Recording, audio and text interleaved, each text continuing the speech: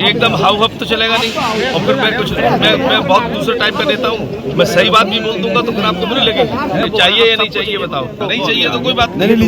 मुझे लखनऊ पहुँचना है, शाम को 6 बजे मुख्यमंत्री जी की बैठक है मंत्रियों की, और मैं अभी यहाँ खड़ा हूँ। मैं लेट पहुँचता हूँ तो यो करके देखने लगते हैं। सरकार का दोष है क्या ना?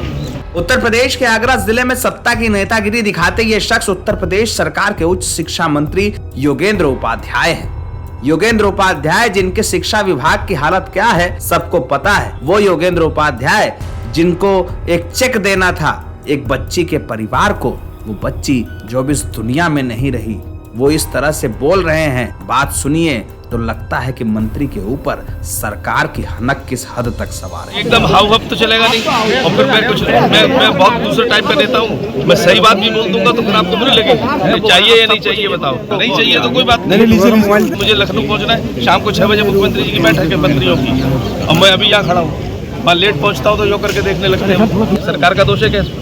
आगरा में 26 जनवरी के दिन 6 मकानों के गिर जाने के बाद एक 4 साल की बच्ची की मौत हुई। इस बच्ची के परिवार के लिए सीएम योगी ने मुआवजे का ऐलान किया, लेकिन मंत्री घर पर पहुंचे तो परिवार के लोगों ने न्याय की मांग की। न्याय की मांग करने वाले परिवार से जब मंत्री की कुछ बातचीत हुई तो परिवार के लोग भड़क गए। कहा कि अगर समय से कार्रवाई हुई होती तो हमारे परिवार के लोग जिंदा होते, लेकिन मंत्री को यह नागवार गुजरा। मंत्री ने साफ तौर पर कह डाला 2 लाख रुपए का ये मुआवजा लेना हो तो लो, नहीं तो हम जाएं। शाम को 6 बजे मुख्यमंत्री की मीटिंग है, हम देर से पहुंचते हैं तो वो नजर उठाकर देख लेते हैं। मंत्री जी ये भूल गए कि जिस घर में वो पहुंचे हैं वहां मातम का माहौल है। 4 साल की एक बिटिया की मौत हुई है। मंत्री जी की संवेदनाएं शून्य हैं।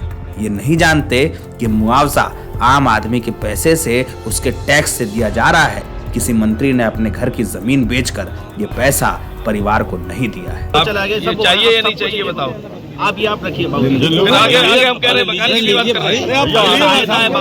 नहीं चाहिए तो कोई बात नहीं। मोबाइल हटाइए भैया। अभी बात कर रहा हूँ, सर बात कर रहा हूँ। सब पे आ रहे हैं, आपकी पीड़ा से हम ज्यादा पीड़ित हैं। वरना मुझे लखनऊ पहुँचना है, शाम को 6 बजे मुख्यमंत्री जी की बैठक है मंत्रियों की, और मैं अभी यहाँ खड़ा हूँ।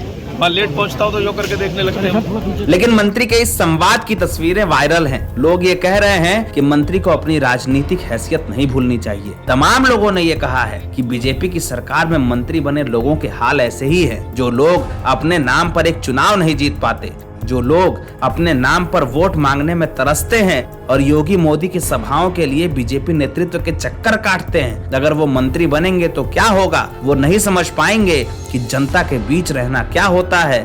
सरकार, प्रधानमंत्री, मुख्यमंत्री चाहे कितनी भी मेहनत करके आम लोगों को अपने पाले में करने की कोशिश करते हों, लेकिन ऐसे मंत्री जो कुर्सी और फोटो खिंचवाने के चक्कर में इस तरह से लोगों से बात करते हैं, वो ही बीजेपी की साख पर बट्टा लगाते हैं। अच्छा तो हम चले जाते फिर कर लेना फिर इसीलिए काम हो रहा एकदम हाउ हफ तो चलेगा नहीं। और फिर मैं बहुत दूसरे टाइप का नेता हूँ, मैं सही बात भी बोल दूंगा तो फिर आपको बुरी लगेगी। क्यों हो रहा था ये सब? क्यों नहीं आप लोगों ने, किसी ने हमसे कहा जब ये इतना बड़ा कांड हो रहा था तब? वो खोद रहा है और आप लोग देख रहे हो।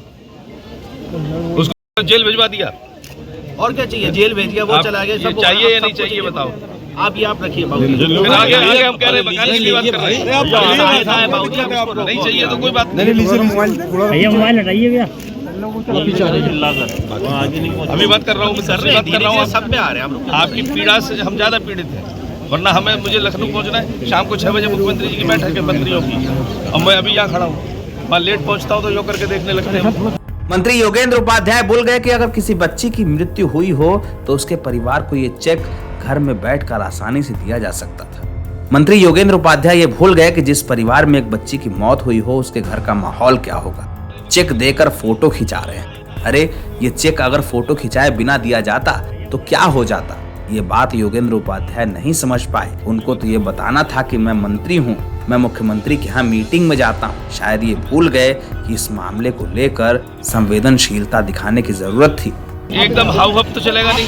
और फिर मैं बहुत दूसरे टाइप का नेता हूँ, मैं सही बात भी बोल दूंगा तो फिर आपको बुरी लगेगी। चाहिए या नहीं चाहिए बताओ? नहीं चाहिए तो कोई बात नहीं। मुझे लखनऊ पहुँचना है, शाम को 6 बजे मुख्यमंत्री जी की बैठक है मंत्रियों की, और मैं अभी यहाँ खड़ा हूँ। मैं लेट पहुँचता हूँ तो यो करके देखने लगते हैं। सरकार का दोष है क्या ना?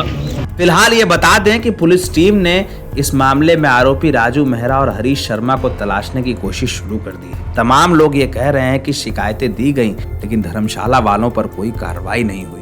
लेकिन इस बात को समझना होगा कि मंत्री कह रहे हैं कि हमारे सरकार की कोई गलती नहीं है, लोग पहले बताए होते तो हम ये निर्माण कार्य रोक देते। लेकिन उनको कौन समझाए कि उनके सरकार के अफसर कितने हजार रुपए में बिक जाते हैं, कितने हजार रुपए में बिक जाते हैं आईएएस और आईपीएस, और कितने हजार रुपए में बिक जाती है सरकार, जिसके सामने ऐसी इमारतें गिरती रहती हैं, लोग मरते रहते हैं और मुआवजे की भीख ऐसे दी जाती रही है। आम आदमी की जिंदगी का यही मोल है। योगेंद्र उपाध्याय शायद इस बात को समझ पाए, इस प्रदेश में भ्रष्टाचार की जड़ें कितनी गहरी हैं। मुख्यमंत्री चाहे कितनी भी कोशिश कर ले, कहीं न कहीं आम आदमी की जिंदगी के साथ ऐसा खिलवाड़ होता ही रहता है। एनबीटी ऑनलाइन की